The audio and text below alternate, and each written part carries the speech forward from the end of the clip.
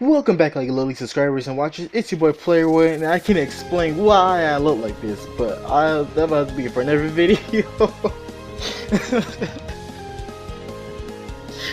I'll swear not gay. But today I'm signing up for an anime video, and today I want to talk about. Wake up, you've got a lot to do today.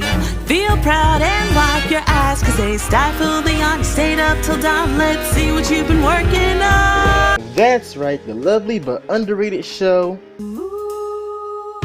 Epithet Erased. Roll the intro.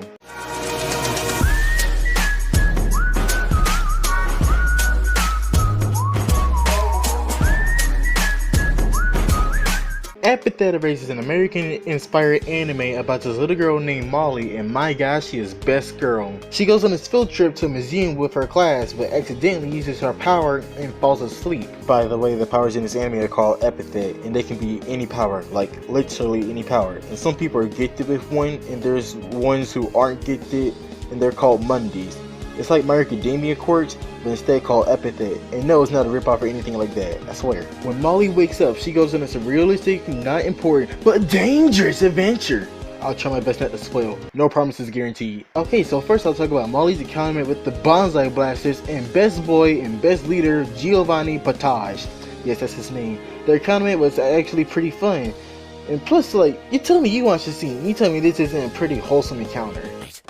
I'd like to report a robbery. Hey, stop that! He reaches back and a roiling ball of red liquid forms in the air. He chucks it at the phone and it clatters across the floor. After that encounter, we're moving on to meeting our next character, second best boy of the series, if I dare do say so myself, Sylvie. Sylvie is a psychologist that wants to examine an amulet in the museum, specifically called the Arson Amulet, which is an item that steals epithets, by the way. And you have these other two characters, the main villain and my third favorite character, the first are Maricelli and her bodyguard slash sidekick, Indus Tarbella. What kind of last name is that? And Mara wants to take the Arson Amulet so she can steal Molly's epithet, which is dumb. No, really, that's what her epithet is.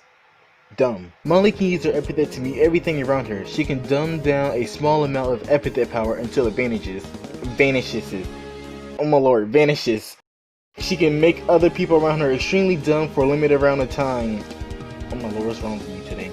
A limited amount of time, and she can dumb down any attack damage to 0. And I'm not really making that up either. She can, like, really make any type of damage. It doesn't matter if it's God tier to 0. She can also dumb down your feelings, so whenever you feel stressed or depressed, you won't anymore. Short summary for the first arc: Sylvie teams up with Mara because he was straight. Melanie and Giovanni teams up and takes on Sylvie to get the Mara. Big fight happens. Indus gets arrested, and so does Mara. But at the end of the museum arc, there was a special interaction between Molly and Mara that almost made me feel calm. For real though, that shit's hit deep. And on to the second arc. So Molly made it home with a bride from our next chapter and my second favorite character, Percy. We continue the story in the next arc in Percy's eyes as the second main character. Percy comes back to Molly's house the next morning to get a report on what happened in the museum, and then goes on a search to retrieve the Arson Amulet, leading us to Giovanni making an appointment with a businessman over the phone to examine the amulet. And when Giovanni makes it over to the guy, turns out it's just a regular guy and also third best guy, Ramsey Murdoch. And plot twist, he was already in jail. You the kid that called about the amulet? Yeah, what happened? How'd you get caught? God? Nah, kid. I turned myself in. Okay, so he turned himself in, but Ramsey is a con artist, but is also an appraiser. And he's not a bad guy, I promise. The main villain in this western arc is Zora Salazar, and she is a very likable character. Dang, why is every character in here so goddamn likable? Anyways, to wrap up the western arc without spoiling, Giovanni meets Ramsey. Ramsey throws himself in jail because Zora's trying to kill him. Zora wants Ramsey's head and the amulet. Percy wants to retrieve the amulet, and Ramsey hides behind Percy for protection.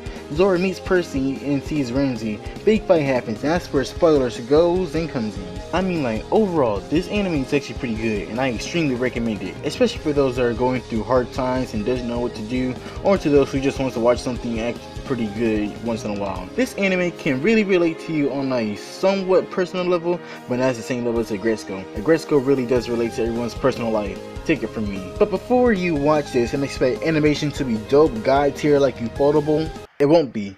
But that's the good part about this anime. Instead of focusing on the animation, this anime focuses on its storytelling and writing. Plus it's meant to be like a RPG game, so that's another reason. But hey, don't take my word, make yours. And that's all for today's video. I can't wait for season 2 to come out. P.S. This series is going on for 5 seasons. I deeply recommend it. It's an easy watch. You can finish it within an hour, literally. There are 7 episodes and each one doesn't disappoint you. And I will see you next time. Player 1 signing out. Peace.